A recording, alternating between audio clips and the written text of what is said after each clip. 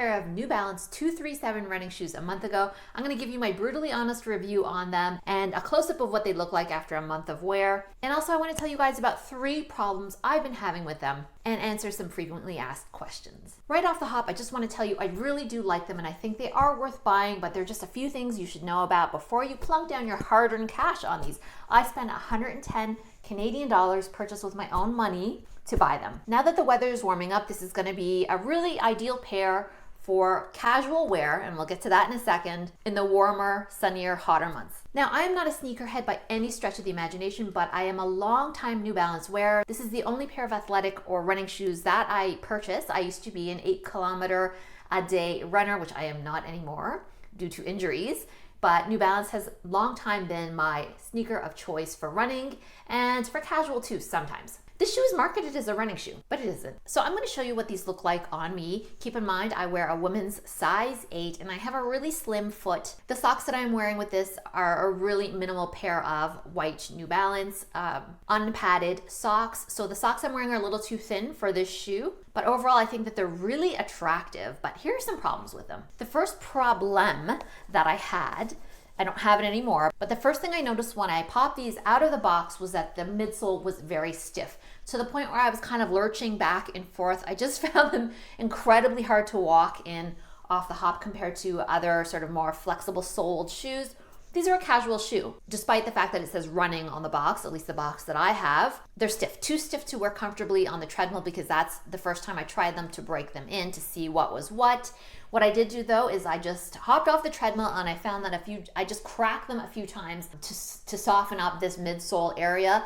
And once I did that about 4 times, as you see, I'm kind of doing this motion here. I found that it made it crinkle a little bit. It gave it a nice bend, and then I never had that lurching, really super stiff problem ever again. Now, I really bent that midsole till I heard a crack, and I wouldn't have done that if I wasn't gonna keep these shoes, but I had decided that I really wanted them, so I did that. Don't do that if you think you might return them because it leaves a big crease on them. So that was my fix for the stiff but rather comfortable midsole. They're quite cushioned. The second thing you should know about it, at least in this cloud white and gray color, is that this white fabric feels like nylon. I would bet that this is nylon. It's a little bit see-through. So if you're wearing a sock that's not white, well, maybe think twice about that, but you can see through to my New Balance socks. I can see the orange, and the particular pair I'm wearing has a little bit of a logo. I can see the logo through this, so it's a little bit transparent, the white. And the third thing, which is kind of more specific to my anatomy, is that I walk with a little bit of a toe lift. So I find that over time, the suede part right here can be, I'm not gonna say uncomfortable, but I'm gonna say noticeable. I do feel it, and it kind of starts to fatigue my toes the tiniest bit. So if you're someone who walks with a lot of toe lift, that's maybe just something to keep in mind if you want to do quite a bit of walking or even light exercise in these. Another thing that I noticed, and this may or may not be a factor for you, is that the sides here got quite dirty quite quickly. And this is a minor quibble because they can of course be cleaned off, and they're white. Of course they're gonna get dirty, but I found even within one day, something about this sole, this outsole part really attracts dirt super quickly. So I found that even within a day, they looked kind of not pristine anymore, which was kind of a surprise to me. There's something about this rubber that really just picks up dirt, which of course can be removed. But if you're someone who hates a high maintenance shoe, just letting you know. Overall though, these are really attractive. I think that this is the best casual style that New Balance has made in a very long time. And I know they had the other ones, I wanna say, okay, I'm gonna get the number wrong. I'm not gonna say the number, but I'll put a picture up. These were very popular, but I never liked them. I do not like the top of those. Contrast with these are so pretty from the top view looking down.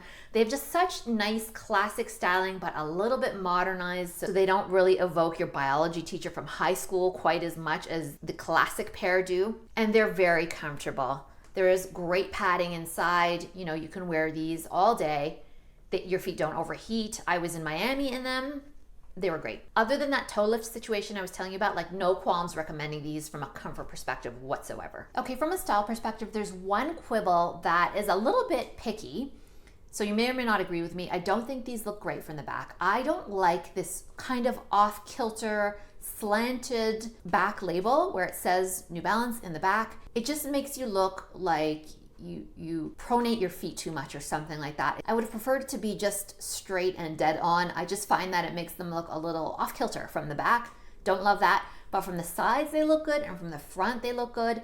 And I love with this particular color combo, this brown sole, the herringbone squiggles on it are really, really appealing and pretty long wearing. I've been wearing mine almost daily for a month and there's very little wear so far. In fact, as I was saying, the outsole by contrast makes them look older than they are, because when you look at the sole still, aside from some pebbles stuck in the sole, they're pretty impeccable from the bottom. They're just aging much faster on the bottom side. Okay, some questions that I've seen pop up about these that I just wanted to address are the New Balance 237 comfortable? Yes, they're very comfortable. They're great for casual wear, walking around the neighborhood.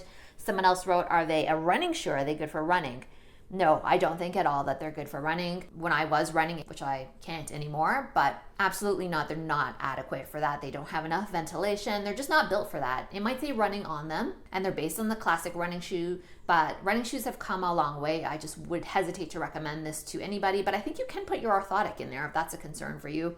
It should be able to fit. I haven't done so with mine because I don't wear them that much. Are they okay for the gym? I mean, sure, they're okay for the gym. I wear mine if I'm going to be on the treadmill, just sort of doing maybe an incline walk or something like that. If I'm going to be running, I do wear my New Balance actual running shoes, and they're fine obviously for lifting weights and stuff like that. So yeah, perfectly adequate for the gym. When were these released? Okay, according to, I've got my laptop with me, according to hypebeast.com, these were released February 6th in the year 2021. So this style is a couple years old now. Does the New Balance 237 fit true to size? I actually have found mine to be a little roomy compared to running shoe styles, and I buy a lot of these. I buy 2 pairs of New Balance every single year for exercise reasons, and sometimes I have a casual pair thrown in there too, because I always wear the same size 8.